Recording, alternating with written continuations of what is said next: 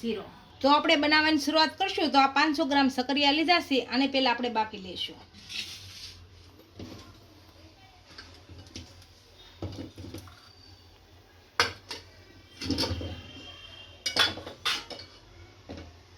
આમાં થોડુંક પાણી નાખીશું અને આપણે બાફવા મૂકી દઈશું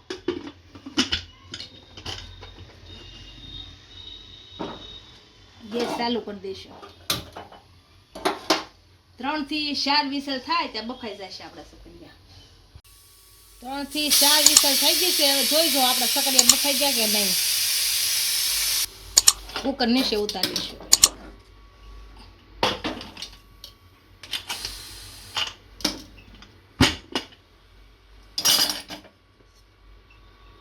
બફાઈ ગયા છે આપણા સકરિયા હવે આને બધા કાઢી લેશું એક વાસણમાં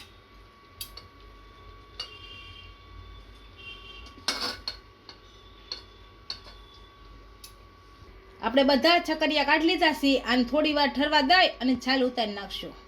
છકરિયાને બધાને છાલ ઉતારી નાખી છે અને હવે ખમણી લીધી છે આમાં ખમણી લેશું એટલે બધા રેસા નીકળી જાય આપણા આમાં આવી રીતના ખમણી નાખશું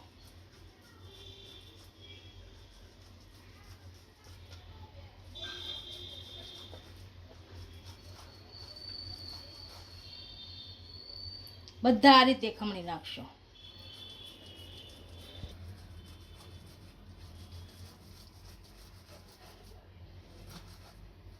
આપણે ગેસ ચાલુ કરી દીધો છે ને તવલું મૂક્યું છે આમાં થોડું ઘી નાખીશું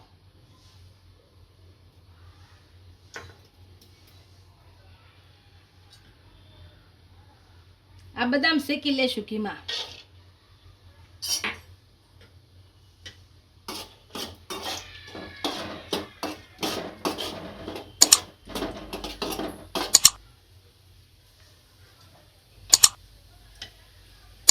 આ કાજુ નાખશું આમાં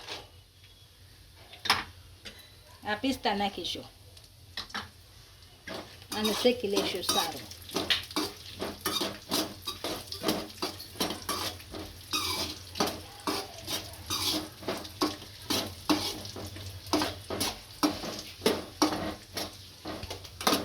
આ ત્રણેય વસ્તુ સારી રીતના શેકાઈ ગઈ છે આને હવે કાઢી લઈશું આપણે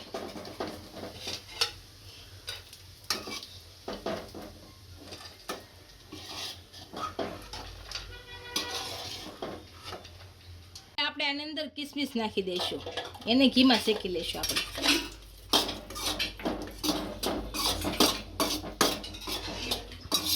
આપણે કિસમિસ શેકાઈ ગઈ છે આને હવે કાઢી લઈશું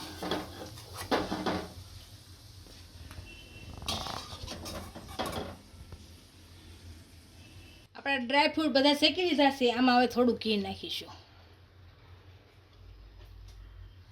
હવે આપણે આની અંદર છીણેલા સકરિયા નાખી દઈશું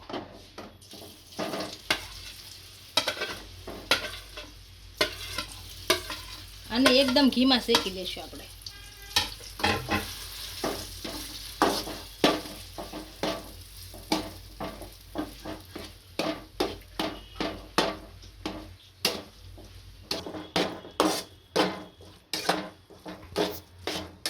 આપણા ચકરિયા શેકાઈ ગયા છે હાવ આને કેસર વાળું દૂધ નાખીશું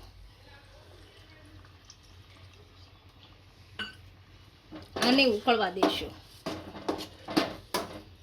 આપણે જે રીતનું ગળપણ ખાતા હોય એ રીતે ખાંડ નાખવાની આ ખાંડ નાખીશું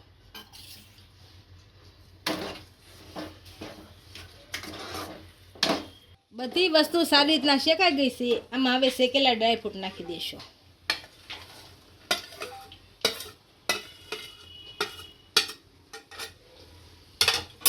અને આમાં મિક્સ કરી દઈશું આપણો ચકરિયાનો શીરો સારી રીતના મિક્સ થઈ ગયો છે અને હવે ગેસ બંધ કરી અને નીચે ઉતારી લઈશું આપણો ચકરિયાનો શીરો તૈયાર થઈ ગયો છે એને આપણે સર્વ કરીશું